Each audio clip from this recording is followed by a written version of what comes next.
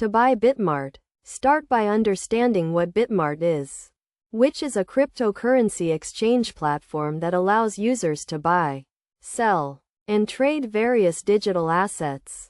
The first step is to create an account on the Bitmart website, which requires providing basic information such as name, email address, and password. After creating an account, you need to verify your identity through the Know Your Customer process, which involves uploading a government-issued identification document and proof of address.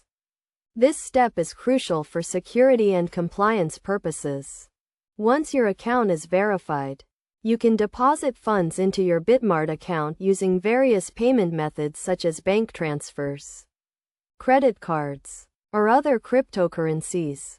The deposit process may take some time to complete, depending on the payment method used. With your account funded, you can now navigate to the trading platform and search for Bitmart token, which is the native cryptocurrency of the Bitmart exchange. You can place a buy order by specifying the amount of Bitmart tokens you want to purchase and the price you are willing to pay.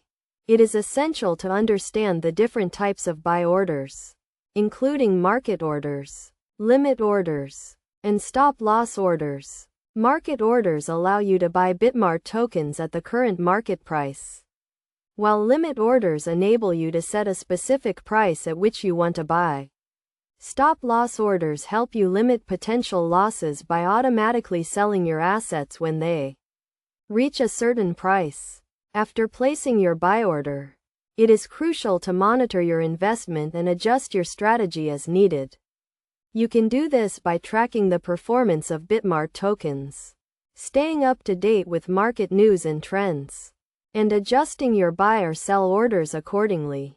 In conclusion, buying Bitmart tokens requires creating an account, verifying your identity, depositing funds, placing a buy order, and monitoring your investment. By following these steps and staying informed about the cryptocurrency market, you can make informed decisions and achieve your investment goals.